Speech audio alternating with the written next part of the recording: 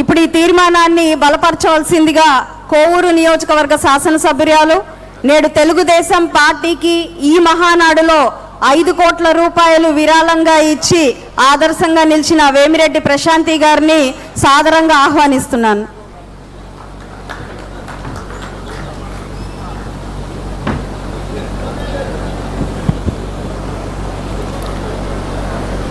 ఆంధ్రప్రదేశ్లో ఒక సరికొత్త చరిత్రను లిఖిస్తూ గత 5 ఏళ్ల అరాచక పాలనలో విధ్వంసకర శక్తుల చేతిలో నలిగిపోయిన రాష్ట్రాన్ని తన విజన్తో, తన అపర చాణక్య నీతితో మళ్ళీ ప్రగతి పదంలో నడిపిస్తున్న నాయకులు ముఖ్యమంత్రి శ్రీ నారా చంద్రబాబు నాయుడు గారికి నా పాదాభివందనములు తెలియజేసుకుంటున్నాను.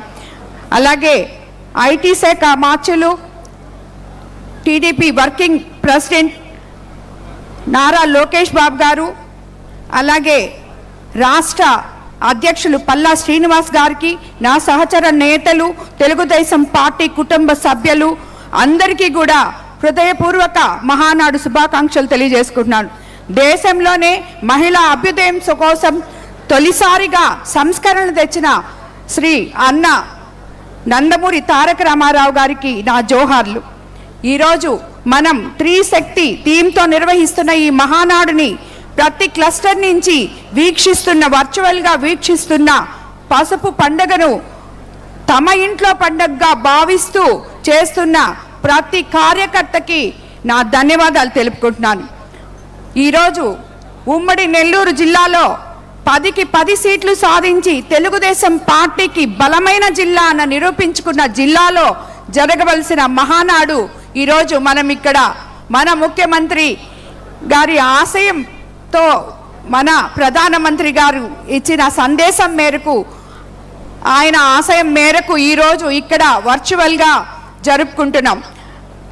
ఈ మహానాడుని ఎంతో ఉత్సాహంగా జరుపుకోవాలనుకున్న మా నెల్లూరు జిల్లా నాయకులందరూ చాలా నిరాశలో ఉన్నప్పటికీ ఈరోజు ఈ మహానాడు వర్చువల్గా జరిగి ఇప్పుడే సోదరులు రామ్మోహన్ నాయుడు గారు చెప్పినట్టు 6 లక్షల మందితో కింద అట్టడుగు బూత్ లెవెల్ నుంచి ప్రతి కార్యకర్త తన ఇంట్లో పండగలాగా జరిపిన ఈ మహానాడుని చూస్తే నిజంగా అది చాలా చిన్న విషయం అక్కడ జరగకపోవడం, ఇది చాలా బాగుంది అని అనిపిస్తుంది. అలాగే ఈరోజు మనం అన్నిటికన్నా ముఖ్యంగా super 6 super hit, Telugu Desam super power ఈ సూపర్ 6 గురించి ప్రత్యర్థులు అనవసర విమర్శలు చేశారు. ఈరోజు ప్రతి పేదవాని ఇంటికి వెళ్ళి చూస్తే తెలుస్తుంది సూపర్ 6 పవర్ ఏంటో, సూపర్ 6తో ఆ ఇంట్లో ఉన్న చిరునవ్వుల విషయం ఏంటో మనం ప్రతి ఇంటికి వెళ్ళి ప్రతిరోజు ప్రతి నెల 1వ తేదీ మనం వెళ్ళి పెన్షన్ ఇచ్చే రోజు వాళ్ళ కళ్ళల్లో ఆనందాలు చూసినప్పుడు మనకి అర్థమవుతుంది ఈ సూపర్ 6 ఎలా మనకి అండగా నిలిచిందో ప్రతి పేదవానికి. ప్రతి విద్యార్థికి తల్లికి వందనం ద్వారా 15,000 అందిస్తూ 1వ తరగతి నుండి 12వ తరగతి వరకు చదువుతున్న 67.27 లక్షల మంది విద్యార్థులకు లబ్ధి చేకూరుస్తూ 10,090 కోట్ల ఆర్థిక సాయాన్ని అందించింది. పేదంటి పిల్లల భవిష్యత్తుకు బంగారు బాట వేస్తుంది ఈ ప్రభుత్వం. గత ప్రభుత్వంలో 42 లక్షల మందికి ఇస్తే నేడు చంద్రన్న ప్రభుత్వం 67 లక్షల మందికి ఈ తల్లికి వందనం ద్వారా మనం ఆప్తాన హస్తం అందిస్తున్నాం. గత ప్రభుత్వంలో కుటుంబంలో 2 బిడ్డలకు అమ్మఒడి ఇస్తామని చెప్పి హామీ ఇచ్చి చివరికి ఒకే ఒక బిడ్డకి ఇవ్వడం జరిగింది. నేడు ఇంట్లో ఉన్న ప్రతి బిడ్డకి తల్లికి వందనం అందిస్తున్నాం. ఇటీవల మా కోవూరు నియోజకవర్గంలో రామచంద్రాపురం అని చెప్పి ఒక మారుమూల ఉన్న విలేజ్లో ఒక తల్లికి 4 బిడ్డలుంటే ఒక బిడ్డను చదివించుకొని ఒక 3 బిడ్డల్ని పనికి పంపాలనే ఉద్దేశంతో ఆమె ఆలోచన చేస్తూ ఉండింది. ఈరోజు మనం తల్లికి వందనం ఎంతమంది పిల్లలుంటే అంతమంది పిల్లలకి ఇస్తున్న తరుణంలో ఆమె 4 బిడ్డలకి మనం ఇవ్వడం జరిగింది. 4 బిడ్డలు కూడా ఈరోజు చదువుకోవడం జరుగుతుంది. అదేవిధంగా స్త్రీ శక్తి ద్వారా ఆమె మనకి ఇప్పుడు ఆర్టీసీ బస్సుల్లో మనం ఎలాగా ఫ్రీగా వాళ్ళందరినీ పంపిస్తున్నామో ఆ తల్లే ఒక బిడ్డ ఇంటర్మీడియట్ చదువుతుంటే ఫ్రీగా వెళ్ళి అక్కడికి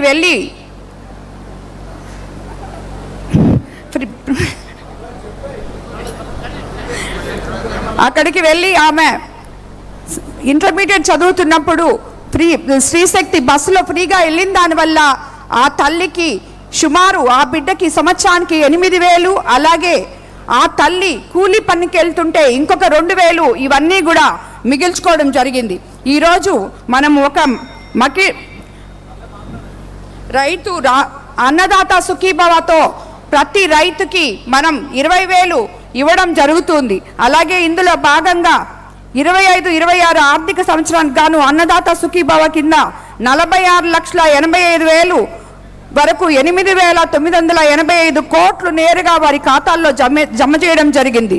పెట్టుబడి సమయానికే విత్తనాలు, ఎరువులు కొనే సమయానికే 3 విడతల్లో ఈ సాయం అందుతుంది. ముఖ్యంగా చిన్న సన్నకారు రైతుల విడతల్లో 14,000 అందడంతో వడ్డీ వ్యాపారాల దగ్గర మన రైతులు చేయజాసే పరిస్థితి తగ్గింది. ఇదే పథకం ద్వారా, స్త్రీశక్తి పథకం ద్వారా 5 రకాల బస్సుల్లో ప్రయాణం కల్పించి ఇప్పటి వరకు ఏకంగా 64 కోట్ల మంది ఉచితంగా ప్రయాణం సాగడం జరిగింది.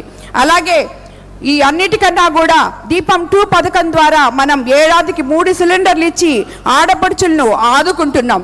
అలాగే యువగలం నిధి వారసత్వం అంటే తాతలు తండ్రులు ఆస్తులు పంచుకోవడం కాదు, వారి ఆశయాలను ఆదర్శాలను ఆచరించడం.